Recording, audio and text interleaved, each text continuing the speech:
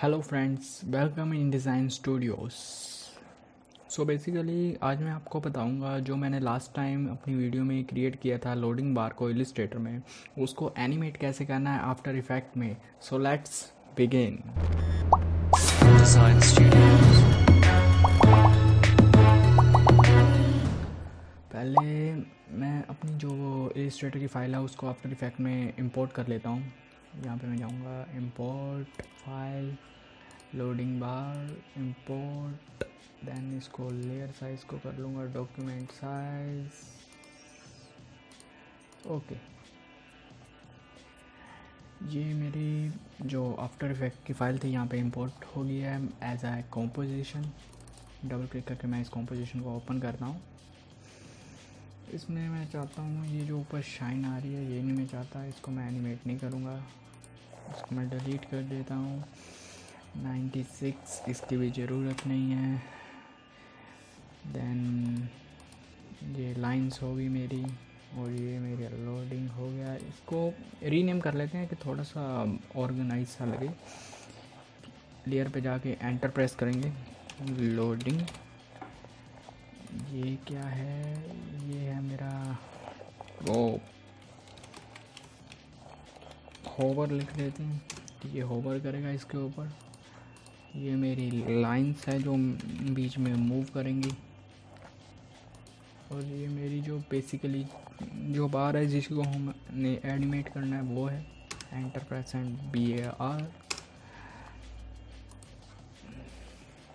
Basically मैं ज़्यादा कुछ इस ट्यूटोरियल में कॉम्प्लिकेटेड बनाना नहीं चाहता, तो मैं इस बार को ही एनिमेट करूँगा कि ये बार यहाँ से लेफ़्ट से मूव होकर राइट तक जाएगी और ये जो होवरर है जो इसके ऊपर इंडिकेटर है कि कितनी लोडिंग हो चुकी है उसको इंडिकेट करेगा, वो लेफ़्ट से राइट तक जाएगा। और जो ये लाइंस हैं बीच में ये भी मूव करेंगी। पहले मैं कर लेता हूँ ये बार लाइंस को प्री कॉम्प कर लेता हूँ। प्री कॉम्प करना बहुत ही आसान है। बेसिकली आपको 3 की प्रेस करनी पड़ती है, control shift and C to pre comp, और आप यहाँ पे लेयर में जाकर प्री कॉम्प भी कर सकते हैं। ये दो इसको मैं कर लेता हूँ लेयर में जाके प्री कॉम्प। इसका हम नाम दे देते हैं लोडिंग बार। ये प्री कॉम्प बन गया। मैं डबल क्लिक करके ओपन करता हूँ। अब मैं चाहता हूँ जो ये बार है यहाँ से यहाँ तक मूव करे, मतलब बेसिकली लोड हो। बार पे जाता हूँ, ऊपर वाले को भी हिडन कर देते हैं। मास्क बनाते हैं इसके ऊपर, राउंड रेक्टेंगल टूल लेकर थोड़ा सा जूम कर लेते हैं।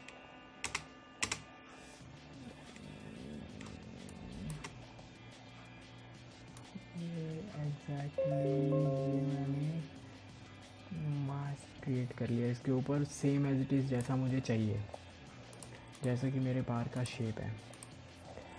देन फिर मैं इस मास्क जो है इसको ही मूवमेंट दूंगा।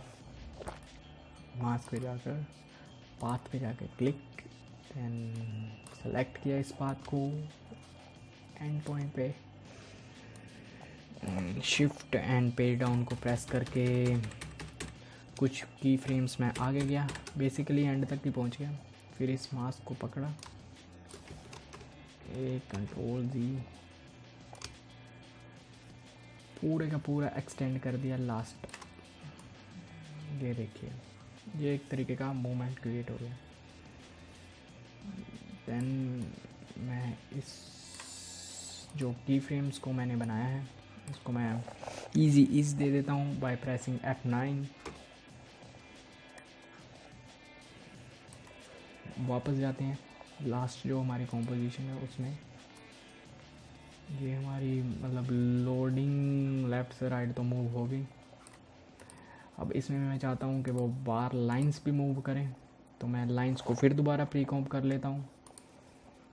प्री कॉम्प करना मतलब एग्जैक्टली इससे काम बहुत इजी हो जाता है। जैसे ग्रुपिंग करते हैं ना हम फोटोशॉप में या तो उसमें इलस्ट्रेटर में, प्री कॉम्प भी कह लीजिए उसी का ही एक तरीके का मेथड है। आफ्टर इफेक्ट में हम इस्तेमाल करते हैं प्री कॉम्प। तो इसका मैं नाम दे देता हूँ लाइंस इसको प्री कॉम्प कर लिया, लाइंस पे डबल क्लिक किया, इसको मैं फिर मास्क कर लेता हूँ क्योंकि यहाँ पे ये थोड़ा सा राउंडिश बन रहा है जो हम नहीं चाहते। रेक्टेंगुलर मास्क क्रिएट करता हूँ, इस लाइंस को मैं डुप्लीकेट कर लेता हूँ, लाइंस में जाकर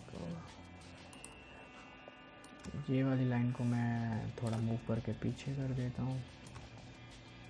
दैट्स इट। इन दोनों पे पी करके इसकी पोजीशंस खोलता हूँ, की फ्रेम लगाता हूँ स्टार्टिंग में, एंड पर जाकर एक और की फ्रेम लगा देता हूँ और इनको थोड़ा सा आगे की तरफ मूव कर देता हूँ। सो बेसिकली ये ऐसा एक मोशन सा क्रिएट हो जाएगा। ये मोशन यहाँ पे तो कुछ अच्छा नहीं लग रहा, पर जब आप यहाँ पे इसको देखेंगे तो ये बढ़िया लगेगा। तो अब मैं चाहता हूँ जो ये लेयर है लाइंस की वो इसके अंदर दिखे। ये अब बाहर दिख रहा है ना, इसके बार के, इस बार के अंदर मैं चाहता हूँ कि बेसिकली इसी में ही ये शो, बाहर की तरफ ना शो जैसे ये एक्स्ट्रा दिख रहा है। तो मैं ये बार को डुप्लीकेट करूँगा by pressing control D, lines को इस बार के नीचे लेकर जाऊँगा, ठीक है।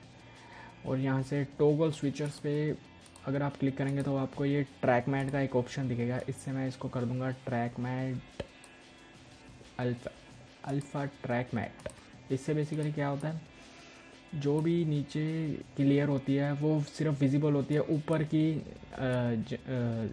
लेयर शेप में ओनली। ये आप देखिए, अब ये लाइंस विजिबल तो इसमें हो रही हैं पर इतनी साफ नहीं आ रही, तो मैं इसमें लाइंस में थोड़ा सा इफेक्ट डाल देता हूँ। यहाँ पे इफेक्ट एंड प्रीसेट में जाएंगे, ग्लो ऐड कर देंगे। ये देखिए ये लाइंस थोड़ी विजिबल होगी। मैं लोडिंग बार में जाता हूँ, आप देखेंगे कि ये मेरा मोशन सा क्रिएट हो ही चुका है। देन लास्ट ये मेरा टॉप का जो ये है होवरर, जो ऊपर इंडिकेट करेगा कि मेरी कितनी लोडिंग हो चुकी है, उसको भी मूव कराते हैं। अब मैं इस होवरर को मूव कराने के लिए क्या करूँगा, इसको भी प्री कॉम्प कर ही लेते हैं। इस पर क्लिक किया, लेयर्स, प्री कॉम्प, कुछ भी नाम दे दो। अब इसमें वो डिजिट्स आनी चाहिए जो वहाँ पे लोडिंग की शो हो रही है। सो बेसिकली मैं यहाँ पे एक न्यू टेक्स्ट लेयर ऐड करूँगा। टेक्स्ट लेयर में कुछ भी एंटर कर देते हैं डाटा, इसको वाइट कर लेते हैं कि हमें थोड़ा विजिबल हो।